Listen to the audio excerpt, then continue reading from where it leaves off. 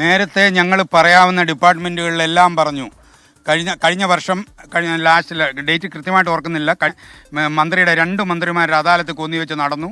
3 മാസത്തെ വ്യത്യാസത്തിൽ അന്ന് ഞങ്ങൾ ചെന്ന് പല കാര്യങ്ങളും ഉന്നയിച്ചു. ആ ഉന്നയിച്ച കാര്യങ്ങൾക്ക് മന്ത്രി അന്നേരം തന്നെ ഉത്തരവിട്ടിട്ട് പോലും അതിൻ്റെ ബന്ധപ്പെട്ട ഉദ്യോഗസ്ഥർ ഇതുവരെ യാതൊരു കാര്യവും ചെയ്തിട്ടില്ല.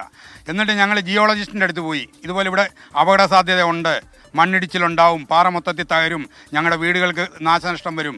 എന്നിട്ട് പോലും ജിയോളജിസ്റ്റ് ഇപ്പോൾ 15,000 മെട്രിക് ടൺ പൊട്ടിക്കണമെന്നും പറഞ്ഞ് പൊട്ടിക്കാൻ ബാക്കി ജിയോളജിസ്റ്റ് എന്താ വെച്ചാൽ ഇത് അളന്നത്?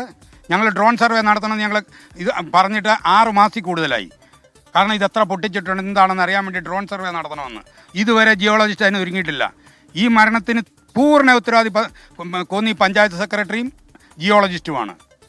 ഇതാണ് ഇത്തരത്തിലാണ് ആളുകൾ വലിയ രീതിയിലുള്ള പ്രതിഷേധമാണ് ഉയർത്തുന്നത്. നാട്ടുകാർ പലതവണ ഈ കാര്യങ്ങളൊക്കെ തന്നെ പറയുന്നുണ്ട്. പലതവണ ഇക്കാര്യങ്ങൾ അധികൃതരെ അറിയിച്ചിട്ടും ഉദ്യോഗസ്ഥർ വേണ്ട നടപടികൾ സ്വീകരിച്ചില്ല എന്നാണ് പറയുന്നത്.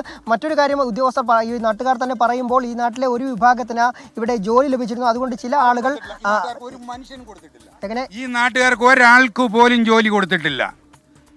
കോന്നി പഞ്ചായത്തിലെ 6-7 വാർഡിലാണ് ഈ പാറമട പ്രവർത്തിക്കുന്നത്. ഈ നാട്ടുകാർക്ക് ഒരാളിന് പോലും, അതായത് ആകെ ഒറ്റ ഒരാൾ ഇവരുടെ വല്യപ്പൻ്റെ കാലം മുതൽ ആ വീട്ടിലെ പണി ചെയ്യുന്നത് ആ ഒരാൾക്ക് മാത്രം ജോലിയുണ്ട്. അല്ലാതെ ഒരൊറ്റ വ്യക്തി, അതും പാറമടയായിട്ട് ബന്ധപ്പെട്ട ജോലിയല്ല, കൃഷിപ്പണിയും കാര്യങ്ങളും ഒക്കെ ആയിട്ട് അല്ല, ഈ നാട്ടിലെ ഒരൊറ്റ മനുഷ്യന് ജോലി കൊടുത്തിട്ടില്ല.